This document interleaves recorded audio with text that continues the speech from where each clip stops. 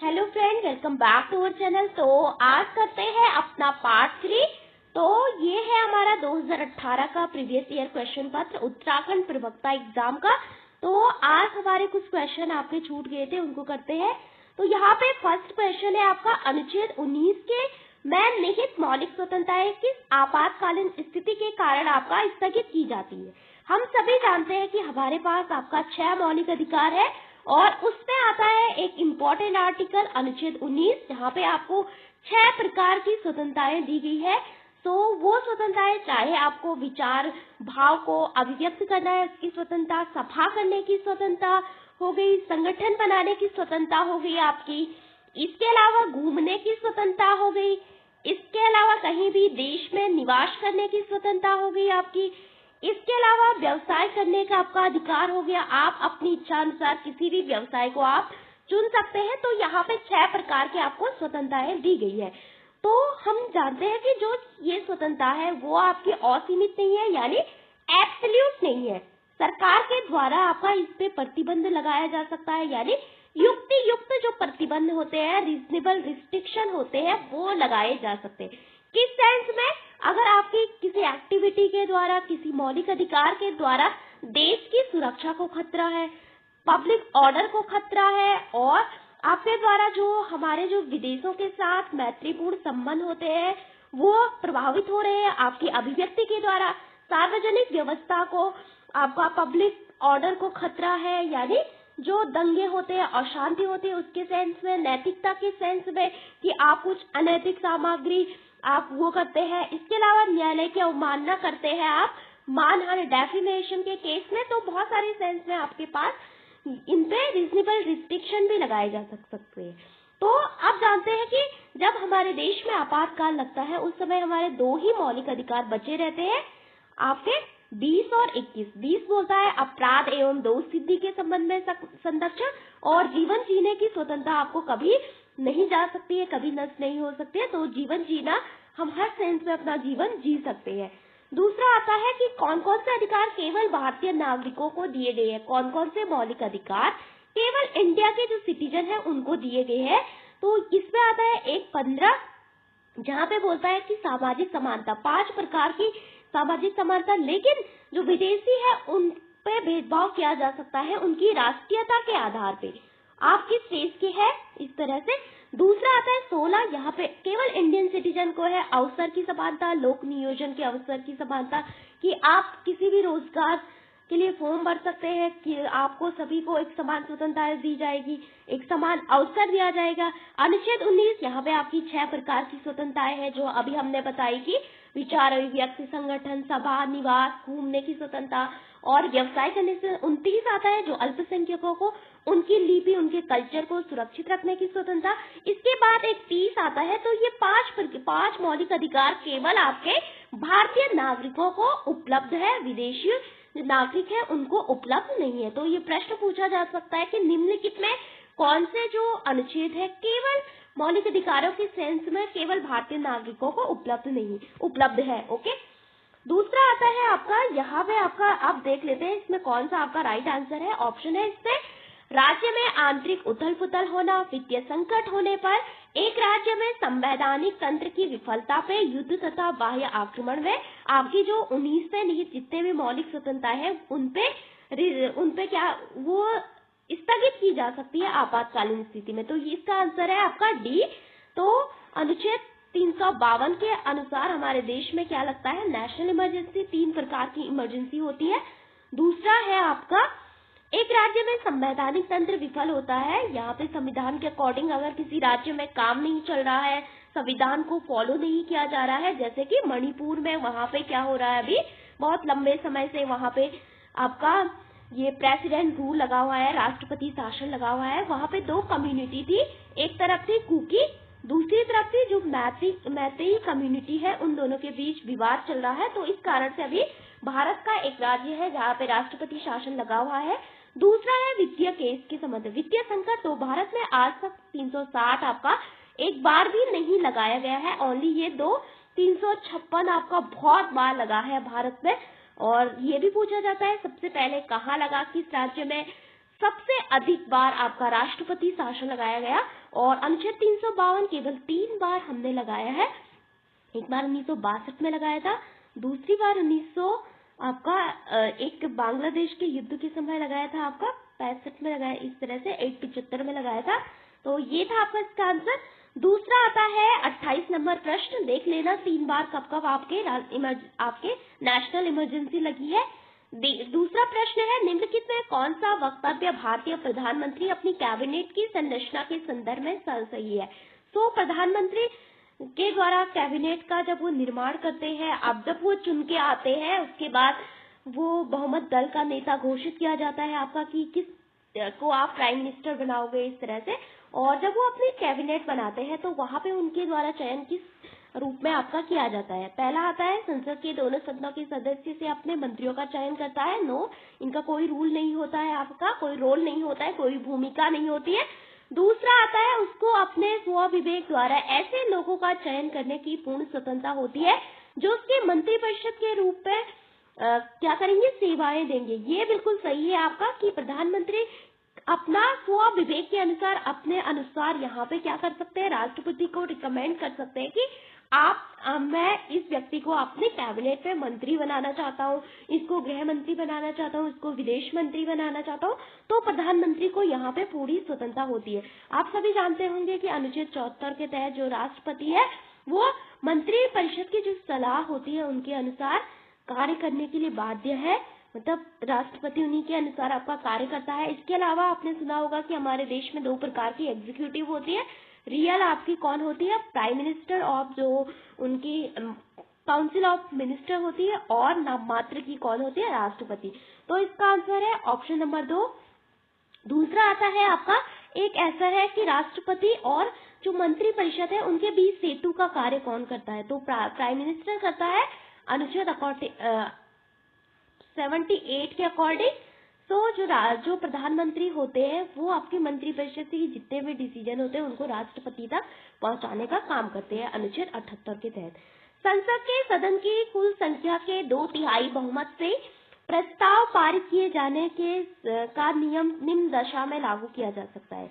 तो किस दशा में जो होता है आपका 2/3 बहुमत, संसद की जो कुल सदस्य संख्या होती है प्रस्ताव पारित किए जाने के संदर्भ। प्रस्ताव से आपको पता चल रहा होगा कि जब राष्ट्रपति पे महाभियोग लगता है तो दोनों जो हाउस होते हैं, राज्यसभा और लोकसभा, 2/3 बहुमत से अपने अपने चैम्बर में, अपने अपने हाउस में क्या करते हैं, प्रस्ताव पारित करते हैं। ओके, तो महाभियोग अनुच्छेद किसके तहत, 61 के अनुसार राष्ट्रपति पे महाभियोग चलाया जा सकता है। इससे पहले राष्ट्रपति को 14 दिन पहले आपका सूचित करना होता है। फिर आता है 30 क्वेश्चन, किस राज्य में लोकसभा में अनुसूचित जाति जनजातियों के लिए एसटी जो कम्युनिटी होती है उनके लिए आरक्षित जो सीटें होती है, रिजर्व जो सीटें होती है, उनकी संख्या सर्वाधिक है। तो उत्तराखंड में, छत्तीसगढ़ में, झारखंड में और एमपी में। तो ये किस राज्य में है आपका, मध्य प्रदेश में। तो मध्य प्रदेश में अनुसूचित जनजातियों के लिए आरक्षित सीटों की संख्या सबसे ज्यादा है। अब बात करते हैं आपका इन 3 में से सबसे पहले कौन बना। तो सबसे पहले बना आपका 1 नवंबर को आपका छत्तीसगढ़, ये भी पूछा जा सकता है आपका। फिर आता है 9 नवंबर को बना उत्तराखंड। छत्तीसगढ़ बना किससे अलग होके, उत्तराखंड बना। उसके बाद बना 9 नवंबर को उत्तराखंड जो कि यूपी से अलग हुआ था, उत्तर प्रदेश से। फिर आता है झारखंड। तो झारखंड आपका कब बना, 15 नवंबर आपका किनकी जयंती मनाई जाती है, बिरसा मुंडा की। इस दिन को आपका जनजातीय गौरव दिवस भी मनाया जाता है आपका 15 नवंबर को। तो उनकी जयंती के दिन ही आपका 15 नवंबर को आपका झारखंड बना था। ओके, तो पहला आता है छत्तीसगढ़, मध्य प्रदेश से अलग हुआ। फिर आता है उत्तराखंड, यूपी से अलग हुआ। और जो झारखंड है वो आपका बिहार से आपका अलग हुआ है। दूसरा आता है, निम्नलिखित कथनों में कौन सा कथन सही है। भारत का मुख्य निर्वाचन आयोग अपने पद पर राष्ट्रपति के प्रसाद पर्यंत बना रहता है। नो, यहाँ पे इंडिपेंडेंट बॉडी है, कॉन्स्टिट्यूशनल बॉडी है। अनुच्छेद 324 में निर्वाचन आयोग के बारे में बोला गया है। 25 जनवरी 1950 को स्थापना हुई थी और एक इंडिपेंडेंट बॉडी भी इसको कहा जाता है, लेकिन अब गवर्नमेंट के द्वारा इसकी जो स्वतंत्रता है काफी कम की गई है। फिर आता है राज्य का राज्यपाल राष्ट्रपति द्वारा कभी भी हटाया जा सकता है। बिल्कुल सही, क्योंकि जो राज्यपाल होते हैं राष्ट्रपति के प्रसाद पर्यंत कार्य करते हैं। कौन? राज्य के राज्यपाल। ओके। फिर आता है प्रधानमंत्री को संसद के दोनों सदनों के द्वारा प्रस्ताव पारित करके हटाया। नो। और यहाँ पे आता है कि प्रधानमंत्री और जब उनकी मंत्रिपरिषद जो होती है उनके विरुद्ध लोकसभा में अविश्वास प्रस्ताव लाया जा सकता है कि आप अपना बहुमत साबित करें। फिर आता है लोकसभा के स्पीकर को राष्ट्रपति हटा सकते हैं। नो, यहाँ पे प्रस्ताव पारित करके उनको हटाया जा सकता है। फिर आता है निम्नलिखित में कौन सा विषय भारत के संविधान की 11वीं अनुसूची का भाग नहीं है? गरीबी उन्मूलन कार्यक्रम, जैव महिला और बाल विकास कार्यक्रम, जैव सांख्यिकी जिसके अंतर्गत जन्म और मृत्यु का पंजीकरण हो, तकनीकी प्रशिक्षण और व्यावसायिक शिक्षा। तो ये वाला होगा। तो 11वीं अनुसूची किससे रिलेटेड है? पंचायती राज व्यवस्था से आपकी रिलेटेड है। कब जोड़ी गई थी? 73 में कॉन्स्टिट्यूशन अमेंडमेंट 1992 में। और पंचायती राज जो व्यवस्था है किस पार्ट में आती है? पार्ट 9 में आती है। और जो म्यूनिसिपैलिटीज होती है नगर पालिका पार्ट 9A में आती है। और कब जोड़ी गई थी? 74वां संवैधानिक संशोधन 1992। पंचायती राज डे कब मनाते हैं हम? 24 अप्रैल को मनाते हैं। 24 अप्रैल का डे बहुत इंपॉर्टेंट है आपका। इस दिन भारत में पहली बार पंचायत बनी थी। कहाँ पे? राजस्थान के नागौर में। तो उसी डे को हम पंचायती राज डे के रूप में आपका मनाते हैं। इसके अलावा 24 अप्रैल 1973 को आपका केशवानंद भारती का जो जजमेंट आया था मूल ढांचे से आपका संबंधित था, उससे भी इम्पोर्टेंट है। आप जानते होंगे 24 अप्रैल को ही सचिन तेंदुलकर जी का बर्थडे भी आता है, तो आप इसको याद रख सकते हैं। दूसरा आता है निम्नलिखित में कौन सा विकल्प उच्च न्यायालय तथा सर्वोच्च न्यायालय दोनों के अधिकार क्षेत्र में होता है? केंद्र और राज्यों के मध्य विवाद। फिर आता है मौलिक अधिकारों का संरक्षण। फिर आता है संविधान के उल्लंघन के विरुद्ध संरक्षण। फिर आता है दो राज्यों के मध्य विवाद। तो मौलिक अधिकार के सेंस में जो आपका हाई कोर्ट है आपका 226 के तहत, और जो सुप्रीम कोर्ट है आपका अनुच्छेद 32 के तहत, दोनों को यहाँ पे क्षेत्राधिकार दिया गया है और हाई कोर्ट को ज्यादा ही दिया गया है। इसमें कानूनी भी आता है आपका दूसरा मौलिक। यहाँ पे केवल मौलिक है आपका सुप्रीम कोर्ट को, जो सर्वोच्च न्यायालय होते हैं। और 5 प्रकार की रिट होती है। रिट हमने कहाँ से लिया? रिट जो ब्रिटेन के कॉन्स्टिट्यूशन से लिया। फिर इसका आंसर हो गया आपका कौन सा? ये। फिर आता है कि जो आपका केंद्र और राज्यों के मध्य विवाद, आपका ये भी आपका आता है कि केंद्र और राज्यों के मध्य अपीलीय जो क्षेत्राधिकार होते हैं उससे संबंधित है ये। और बहुत सारी चीजें। संविधान के उल्लंघन के विरुद्ध दो राज्यों के मध्य विवाद किसी को भी लेकर हो सकता है वो। अब हम बढ़ते हैं आगे कुछ अन्य क्वेश्चन पे। तो सर्वोच्च न्यायालय के न्यायिक पुनरावलोकन पर्याय का तात्पर्य उस शक्ति से है। न्यायिक पुनरावलोकन यानी किसी भी चीज को फिर से रिपीट करना। न्यायालय वह अपने निर्णय की समीक्षा करता है, वह देश में न्यायालय की कार्यविधि की समीक्षा करता है, वह विधानमंडल द्वारा निर्मित कानूनों की संवैधानिकता की वैधता की परीक्षण करता है। तो कौन सा सही है? तो ये वाला आपका सही है कि जब व्यवस्थापिका कानून बनाती है, कार्यपालिका उसको लागू करती है, तो तब न्यायालय देखता है कि ये जो आपने कानून बनाया है उससे कहीं आपका जो आपका संविधान है उसका उल्लंघन तो नहीं हो रहा है। तो option number C is right. फिर आता है श्रीमती बेलमती चौहान, श्रीमती हंसा धनाई उत्तराखंड राज्य आंदोलन की शहीद थी, उनके शहादत का स्थान इंगित करें। तो उनकी शहादत का स्थान कौन सा है? बेलमती चौहान। और श्रीमती हंसा धनाई का ये है मसूरी में उनका जो है शहादत का स्थान है। इसके अलावा कुछ इम्पोर्टेंट और फैक्ट देख लेते हैं, हम आगे चलते हैं। अब फिर आता है आपका निम्नलिखित में कौन सी शक्ति की विशेषता नहीं है? तो इन चारों में से कौन सी आपकी शक्ति की विशेषता नहीं है? तो शक्ति संबंधात्मक होती है। यस, शक्ति का संबंध होता है आपका। दूसरा है एक पक्षीय होती है, द्विपक्षीय होती है, स्थितिजन्य होती है। तो ये नहीं है आपका, शक्ति कभी भी एक पक्षीय नहीं होती है। तो option number B is right. फिर आता है लौकिक जो संप्रभुता है उसके समर्थक नहीं है आपके कौन? John Austin. तो जॉन ऑस्टिन किससे बिलोंग करते हैं? आपकी कानूनी संप्रभुता से बिलोंग करते हैं जॉन ऑस्टिन। ओके। मनुस्मृति में कितने अध्याय हैं? हमने आपकी संडे वाली वीडियो में ये बताया था कि मनुस्मृति में आपके 12 अध्याय है। मनुस्मृति जो है हमारे जो पुराने हिंदू लॉ है उनके बारे में बात करती है। जितनी भी चीजें, बहुत सारी चीजें आपकी मनुस्मृति में लिखी गई है। प्राचीन स्मृति है आपकी वैदिक साहित्य, प्राचीन कानून के बारे में बात करती है। दूसरा है थॉट्स ऑन पाकिस्तान, किसकी बुक है? तो थॉट्स ऑन पाकिस्तान काफी इम्पोर्टेंट बुक है कि पाकिस्तान के ऊपर विचार। तो ये है आपकी अम्बेडकर की, डॉक्टर BR अम्बेडकर की। फिर आता है राज्य के मंत्रिमंडल की अध्यक्षता कौन करता है? तो राज्य की जो मंत्रिमंडल होती है उसकी अध्यक्षता कौन करते हैं? तो मुख्यमंत्री करते हैं। और केंद्र में कौन करते हैं? आपके प्रधानमंत्री करते हैं। फिर है भारत में जनहित याचिका व्यवस्था की शुरुआत की थी संवैधानिक संशोधन द्वारा, राजनीतिक दलों द्वारा, या न्यायिक पहल द्वारा, या एक संसदीय अधिनियम द्वारा। तो किसने की थी? PN भगवती के द्वारा की गई थी आपकी 1960 के अराउंड। तो न्यायिक पहल, उनके 2 व्यक्ति थे, VR कृष्णा अय्यर ऐसे कुछ थे, तो उनके द्वारा की गई थी कि आप जनहित याचिका का मतलब होता है जो पीड़ित है वही नहीं, उसके बदले आपका कोई भी आपका उसका केस लड़ सकता है, उसके बारे में बता सकता है, इस तरह से। तीसरा आता है भारतीय राष्ट्रीय कांग्रेस के प्रथम अधिवेशन की अध्यक्षता किसने की थी? सभी जानते हैं कि भारतीय राष्ट्रीय कांग्रेस है, उसकी स्थापना हुई थी 1885 में। कुछ ग्रुप ऑफ पीपल्स यानी कुछ लोगों का ये समूह था। पहले में आपकी राजनीतिक पार्टी नहीं थी। कांग्रेस का मतलब होता है ग्रुप ऑफ पीपल्स, यानी जैसे आपने सुना होगा जो USA है उसकी संसद का नाम आपका क्या है? कांग्रेस है। और लॉर्ड डफरिन द्वारा ये शब्द आपका दिया गया है। उत्तरी अमेरिका से रिलेटेड है, वहां पे कुछ ग्रुप ऑफ पीपल्स होते हैं, उनको कांग्रेस कहा जाता था। और स्कॉटलैंड के जो थे उस समय इसके अध्यक्ष थे A.O. ह्यूम के द्वारा इसकी स्थापना की गई थी। लेकिन इसका प्रथम अधिवेशन जो होता है 1900 कब होता है?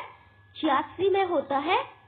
कहाँ पे? आपका बम्बई में हुआ था इसका प्रथम अधिवेशन। तो उस समय इसकी जो अध्यक्षता की थी किसने की थी? WC बैनर्जी ने की थी। तो स्थापना किसने की? A.O. ह्यूम ने की। और ये शब्द कहाँ से प्रेरित है? उत्तरी अमेरिका से लॉर्ड डफरिन ने दिया था। और इसके अलावा स्थापना कभी जानते हैं कि 28 दिसंबर इस तरह आपका 1885 में हुई थी। कांग्रेस US की संसद का नाम भी है। 2011 की जनगणना के अनुसार उत्तराखंड का सबसे कम जनसंख्या घनत्व वाला जिला कौन सा है? तो सबसे कम जनसंख्या उत्तराखंड में जो घनत्व है आपका वो किसका है? डेंसिटी किसकी है सबसे कम? चमोली की है, पिथौरागढ़ की है, या चंपावत की? तो आपका उत्तरकाशी जो है उत्तराखंड में जनसंख्या घनत्व के अनुसार आपका 2011 की जो जनगणना थी उनके अनुसार सबसे कम है आपका किसका? उत्तरकाशी का। उसके बाद आता है संविधान, जो भारतीय संविधान की विशेषता नहीं है। तो यहाँ पे आपका एक टॉपिक बन जाता है कि आपको भारतीय संविधान की जितनी भी विशेषता है उन सबको याद करके जाना है। मौलिक अधिकार है, पार्ट 3 में है आपके 12 से 35 तक। लिखित संविधान है, भारत का संविधान लिखित है क्योंकि यहाँ पे सब चीजें आपके अनुच्छेद जो है लिखे गए हैं, पार्ट लिखे गए हैं, अनुसूचियां लिखी गई है। संसदात्मक व्यवस्था है, हमने ब्रिटेन से ली, लेकिन यहाँ पे क्या है? दोहरी नागरिकता यहाँ पे नहीं है। US में है आपकी दोहरी नागरिकता। और 3 टाइप की नागरिकता कहाँ पे है आपकी? स्विट्जरलैंड में है आपकी। फिर आता है कास्ट एंड इंडियन पॉलिटिक्स, किसकी पुस्तक है? तो ये है आपकी रजनी कोठारी की पुस्तक। जाति पे उन्होंने बहुत सारी बुक लिखी है रजनी कोठारी ने। तो जब भी जाति की बात आती है भारत में तो रजनी कोठारी का स्टेटमेंट आता है बहुत ज्यादा कि उन्होंने बोला था कि भारत में जो है जाति का राजनीतिकरण हो गया है। यानी हर चीज आपकी राजनीति जो होती है आजकल, वोट खरीदे जाते हैं जाति के नाम पे, लेकिन कॉन्स्टिट्यूशन में लिखा है कि जाति व्यवस्था के आधार पे कोई भी भेदभाव नहीं हो। क्या रियल में ये आपका लागू होता है? नो, आपका कुछ भी लागू नहीं होता है। पार्टियां जो है आपकी जाति के आधार पे ही आपका वोट खरीदती है, जाति के आधार पे ही चुनाव लड़ती है। तो जाति के आधार पे ही जो कैंडिडेट बनते हैं। तो इसलिए उन्होंने कहा कि भारत में जाति का राजनीतिकरण हो गया। तो रजनी कोठारी के बारे में आपको पढ़ना है, काफी इम्पोर्टेंट थिंकर है रजनी कोठारी। फिर आता है राज्य मंत्री परिषद अपने कार्यों के लिए उत्तरदायी है। किसके प्रति राज्य मंत्री परिषद किसके प्रति उत्तरदायी है? तो राज्यपाल के प्रति, राष्ट्रपति के प्रति, विधानसभा के प्रति, या विधान परिषद के प्रति? तो विधानसभा के प्रति आपका उत्तरदायी है अनुच्छेद 170 के तहत। विधान परिषद आती है अनुच्छेद 169 इतने में आती है। तो विधान जो केंद्र की मंत्रिपरिषद होती है अपने कार्यों के लिए किसके प्रति आपकी उत्तरदायी होती है? लोकसभा के प्रति होती है वहां पे, क्योंकि जो चुनाव होते हैं आपके लोकसभा के होते हैं, इसलिए उसी के प्रति आपको जिम्मेदार होना। भारतीय संसद के संयुक्त अधिवेशन की अध्यक्षता कौन करता है? राष्ट्रपति या लोकसभा अध्यक्ष, प्रधानमंत्री, उपराष्ट्रपति। ये दो तो आपके साफ है कि ये नहीं होंगे, 50-50 हो गया। इन दोनों में कौन करते हैं? तो राष्ट्रपति क्या करते हैं, वो ओनली सत्र बुलाते हैं, आपका अध्यक्षता आपका राष्ट्रपति नहीं करते हैं, ओनली सत्र को आहूत करते हैं राष्ट्रपति, लेकिन जो अध्यक्षता होते हैं वो हमेशा स्पीकर करते हैं लोकसभा के। अभी कौन है? ओम बिरला है आपके। फिर आता है जो भारतीय संविधान में जो समवर्ती सूची है वो हमने किस स्टेज से ली? समवर्ती सूची संघ सूची हो गई, राज्य सूची का जो विषय हो गया, कितने विषय है आपके, और बाद में 42वें संवैधानिक संशोधन के द्वारा यहाँ पे से 5 विषय हटा के समवर्ती में डाले गए थे। तो 3 सूचियां हैं आपकी, कौन कौन सी? तो ये समवर्ती सूची, ये कुछ सूचियां हैं। तो हमने समवर्ती जो सूची है वो कहाँ से आपकी ली थी? तो वो लिया था हमने कहाँ से? ऑस्ट्रेलिया के संविधान से। तो ये काफी आपका इम्पोर्टेंट है कि भारत ने समवर्ती से। आयरलैंड से क्या लिया? डीपीएसपी।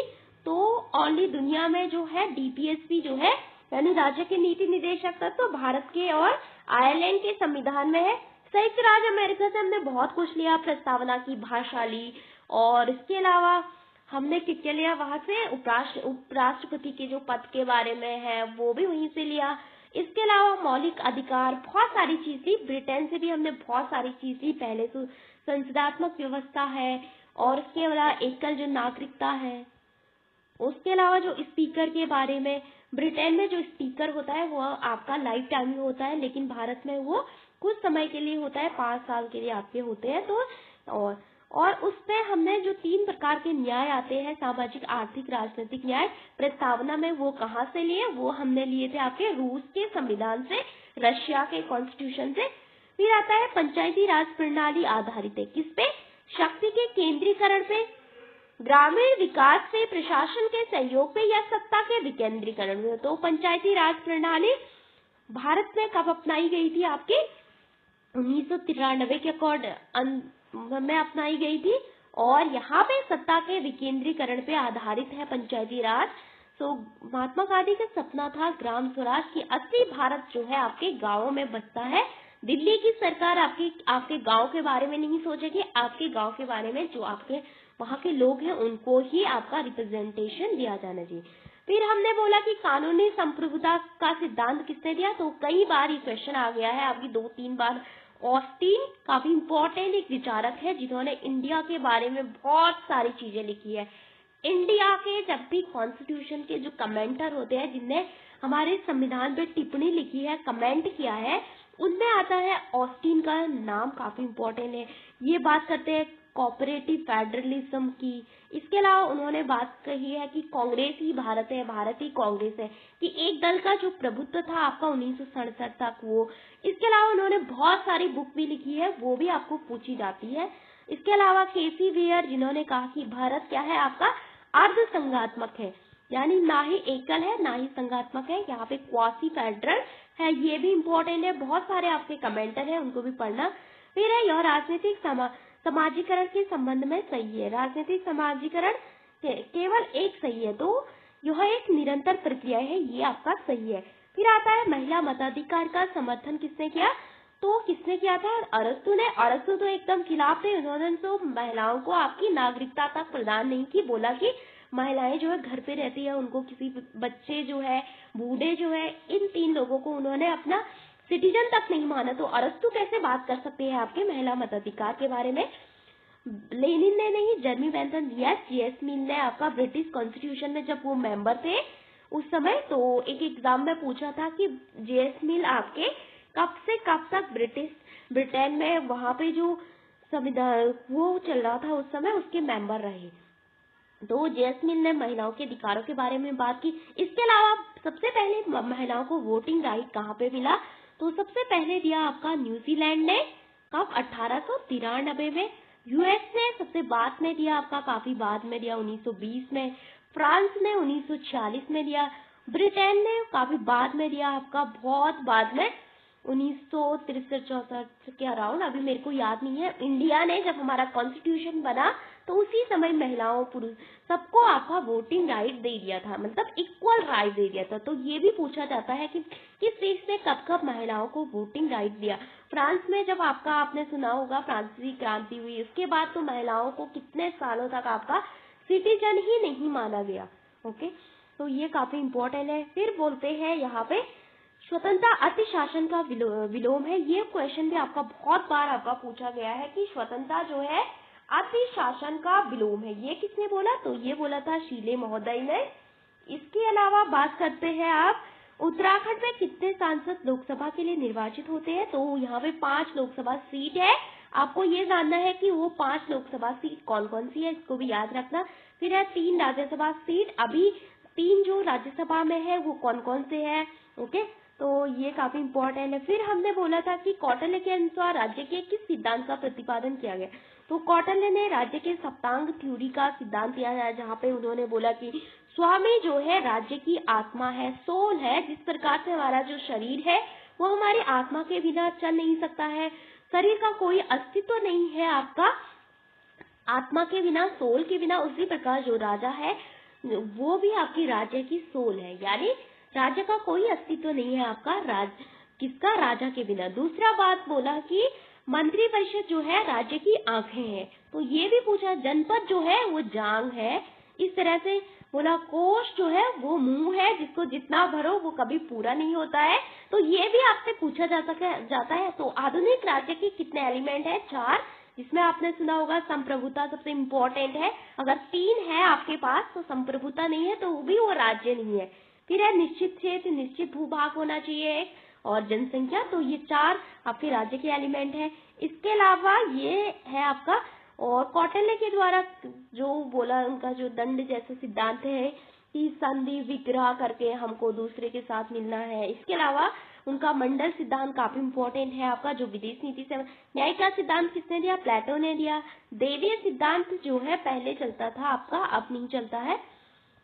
आप बात करते हैं, ये हो गया हमका आज, हमारा ये पूरा हो गया हमारा। फिर हम मूव करते हैं आज। तो अभी मैंने कुछ क्वेश्चन बनाए हैं परसों के क्वेश्चन पे बेस, उनको करते हैं एक बार। यहाँ पे परसों आपको क्वेश्चन पूछे गए थे बहुत सारे। तो यहाँ पे डॉइट वॉल्डो आते हैं लोक प्रशासन में। सभी जानते हैं कि लोक प्रशासन की शुरुआत वुड्रो विल्सन के एक ऐसे से हुई थी 1887 में, उन्होंने लिखा था। उसका नाम था द स्टडी ऑफ एडमिनिस्ट्रेशन। तो लोक प्रशासन के जनक वुड्रो विल्सन कहे जाते हैं। तो यहाँ पे लोक प्रशासन प्रबंधन की कला और विज्ञान है, जैसा कि राज्य के मामलों में होता है। जहाँ पे भी बात आती है आर्ट एंड साइंस की, यानी कला और विज्ञान की, वहाँ पे हमेशा डॉइट वॉल्डो का नाम आता है। डॉइट वॉल्डो कौन थे? आपको पता है, जैसे कि 3 मिन्नो-ब्रुक सम्मेलन हुई थी आपकी एनपीए से रिलेटेड। एक हुई थी 1968 में, प्रथम वाली। इसकी अध्यक्षता की थी किसने? डॉइट वॉल्डो ने। और यहाँ पे एक दूसरे थे आपके, कौन? फ्रैंक मैरिनी, उनके द्वारा एक बुक भी लिखी गई है टूवर्ड्स ऑफ पब्लिक एडमिनिस्ट्रेशन करके। दूसरा जो सम्मेलन था 1988 में हुआ था, काफी इम्पोर्टेंट है, पूछा जा सकता है कि इसकी अध्यक्षता किसने की? रोज मैरी ऐसा कुछ था। तीसरा आता है 2008, क्रिस्टोफर हुड का नाम आता है। तो ये 3 सम्मेलन आपके इम्पोर्टेंट है। तो यहाँ पे लोक प्रशासन प्रबंधन की कला और विज्ञान है, जो केवल राज्य के मामलों में लागू होती है, डॉइट वॉल्डो कहते हैं। फिर आता है आधुनिक कॉर्पोरेट प्रबंधन का जनक किसे कहा जाता है, यानी मॉडर्न कॉर्पोरेट मैनेजमेंट का जनक किसे कहा जाता है? तो वो पीटर ड्रकर को कहा जाता है। इन्होंने एक बुक भी लिखी, मैनेजमेंट बाय ऑब्जेक्टिव करके। तो ये काफी इंपॉर्टेंट क्वेश्चन है आपका। हेनरी फ्यूल ने आपके 14 सिद्धांत दिए। चेस्टर बर्नार्ड कम्युनिकेशन जो थ्योरी है उससे बिलोंग करते हैं, यानी संचार सिद्धांत से बिलोंग करते हैं चेस्टर बर्नार्ड। फिर आता है ये क्वेश्चन आपका वही है जो हमने परसों किया था, 2018 के एग्जाम में आपका पूछा गया है। वहां पे एल्टन मेयो के जो प्रयोग है उनको ऑर्डर वाइज जमाना था। तो रोशनी प्रयोग उन्होंने किया कि जो रोशनी प्रयोग, इसको बोलते हैं इल्यूमिनेशन एक्सपेरिमेंट। दूसरा आता है बैंक वाइडिंग प्रयोग। फिर आता है relay assembly, test room, experiment, फिर आता है सामूहिक साक्षात्कार। तो ये काफी इंपॉर्टेंट है। उन्होंने वेस्टर्न इलेक्ट्रिक एक कंपनी थी, वहां पे अपने जितने भी काम करने वाले मजदूर थे उन पे प्रयोग किया था। तो IRMB इसका ट्रिक है, इसको आपको ऑर्डर वाइज लगाना था। फर्स्ट आता है इल्यूमिनेशन, रिले, फिर आता है मास, फिर आता है बैंक वायरिंग प्रयोग। ये काफी इंपॉर्टेंट है, इसको भी पढ़ लेना। एल्टन बायो ने किस बुक में दी? उन्होंने बहुत सारी बुक लिखी आपकी जो हमेशा प्रॉब्लम से शुरू होती है। ओके, यहाँ पे एक क्वेश्चन दिया गया है, तो यहाँ पे आपको इनको भी ऑर्डर वाइज जमाना है। तो पॉलिटिक्स एंड एडमिनिस्ट्रेशन किसकी बुक है आपकी? राजनीति और प्रशासन, ये है फ्रैंक जे गुडनाउ की। तो अमेरिकी लोक प्रशासन के जनक कहे जाते हैं, फर्स्ट फेज से बिलोंग करते हैं। 1900 में इन्होंने ये बुक लिखी थी। दूसरा आता है व्यवहारवाद सिद्धांत को चुनौती दी गई। पहले तो प्रिंसिपल दिए गए, फिर उन प्रिंसिपल को आपको चुनौती दी गई। तो बी भी, फिर आता है आपका लोक प्रशासन के अध्ययन का परिचय। तो introduction to the study of public administration, तो ये पहली टेक्स्ट बुक मानी जाती है आपकी, लोक प्रशासन से पहली पाठ्य पुस्तक मानी जाती है, जिसको LD वाइट ने आपकी लिखी थी। फिर आता है जो उन्होंने प्रिंसिपल दिए उसको चुनौती दी जाती है, व्यवहारवादी द्वारा प्रस्तुत चुनौती। फिर आता है NPA, काफी बाद में आया आपका, न्यू पब्लिक एडमिनिस्ट्रेशन। तो काफी इंपॉर्टेंट है, इसको भी आप पढ़ लेना। ये आपको ऐसा क्वेश्चन पूछा जा सकता है। तो प्रशासन पहले पहचान का संकट कब आया, पब्लिक पॉलिसी पर्सपेक्टिव कब आया? तो यहाँ पे पहले राजनीति और प्रशासन का द्वैध विभाजन होता है 1887 से चलता है 1926 तक। तो 1927 से चलता है आपका 1937 तक क्या आपका प्रशासन के सिद्धांत। फिर उनके जो सिद्धांत दिए जाते हैं उनको चुनौती दे दी जाती है, कब से? 1938 से 1947 तक। जो सिद्धांत दिए अब बोलते हैं कि ये सिद्धांत किसी काम के नहीं है, हम इसमें सुधार करेंगे। फिर आता है पहचान का संकट, तो बहुत सारे आपके वो आए। सी का हो गया आपका, बी का होगा आपका क्या? ए।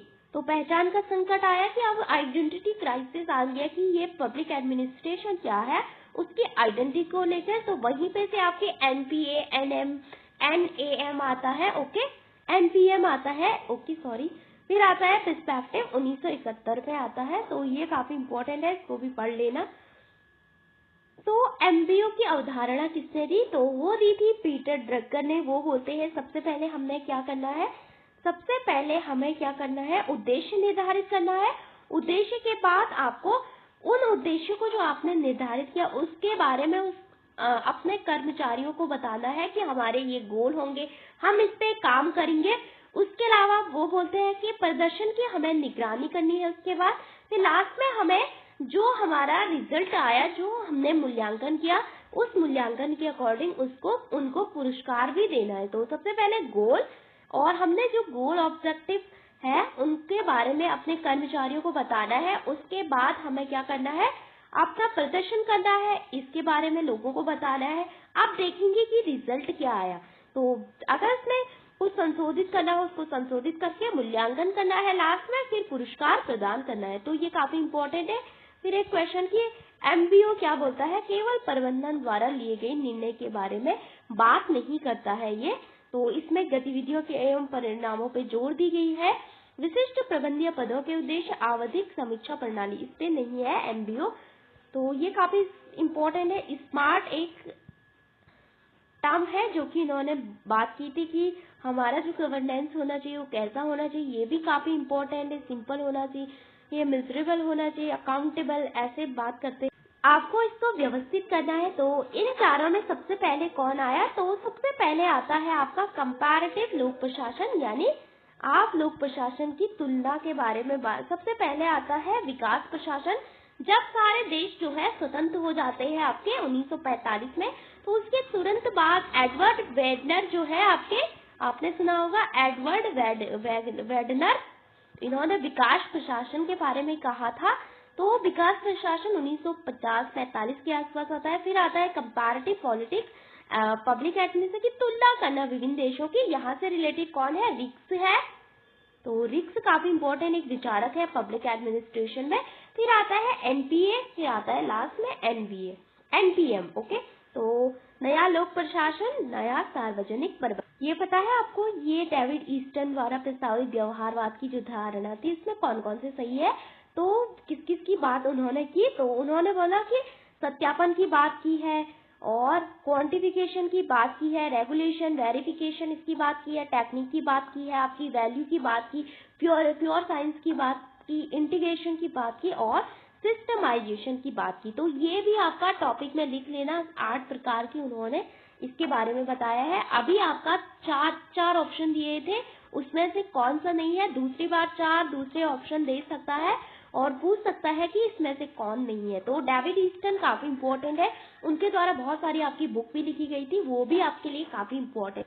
यहाँ पे आपको क्वेश्चन दिया गया है कि उत्तर व्यवहारवाद के संबंध में कौन सा कथन सही नहीं है।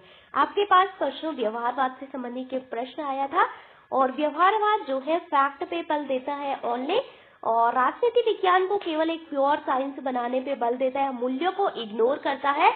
लेकिन डेविड ईस्टन बोलते हैं, डेविड ईस्टन पहले व्यवहारवाद लेके आते हैं पॉलिटिकल साइंस के क्षेत्र में, फिर बोलते हैं कि व्यवहारवाद में बहुत प्योर साइंस, हम राजनीति विज्ञान को आपका एक प्योर साइंस नहीं बना सकते हैं, इसलिए हम चलते हैं उत्तर व्यवहारवाद पे।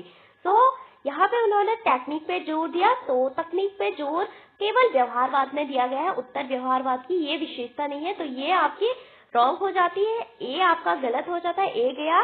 तो यहाँ पे तो कौन कौन से हो सकते हैं, उत्तर व्यवहारवाद क्या है, जो समकालीन चुनौतियों और संकटों के बारे में बात करता है। उत्तर व्यवहारवाद क्या कहता है कि हमें फैक्ट और मूल्य दोनों को लेके चलना है। ये व्यवहारवाद को चुनौती नहीं देता है, बल्कि व्यवहारवाद में और अधिक सुधार करने की बात करता है। कौन, उत्तर व्यवहारवाद, काफी बाद में आता है आपका।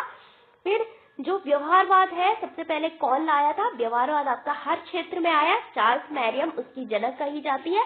उसके बाद राजनीति में उसको अप्लाई करते हैं डेविड ईस्टन, और उत्तर व्यवहारवाद भी डेविड ईस्टन ही लाते हैं आपके।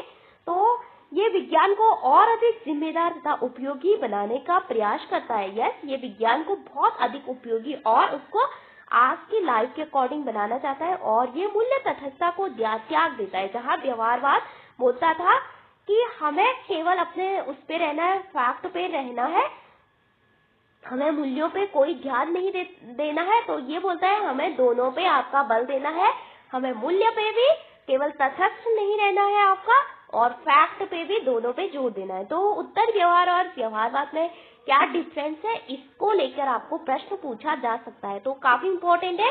तो आज के प्रश्न में हमने कुछ किए, तो यहाँ से आप 2018 के जो पेपर है उसमें आप टॉपिक आइडेंटिफाई कर सकते हैं। जैसे मैंने किए, सबसे ज्यादा पूछा गया है एल्टन मेयो के जो वो है उसके बारे में, फिर डेविड ईस्टन के बारे में बहुत सारा पूछा गया है, उसके जो क्वांटिफिकेशन से रिलेटेड, जो भी उसके व्यवहारवाद से संबंधित, उत्तर व्यवहारवाद से संबंधित, इसके अलावा बहुत सारे जो टॉपिक है, जैसे प्रधानमंत्री के बारे में हमने देखा कि 2 सवाल पूछे गए। इस तरह से आप जब टॉपिक आइडेंटिफाई करेंगे तभी जो है आपकी जो एग्जाम क्रैक करने की जो पॉसिबिलिटी है वो आपकी 100% हो सकती है।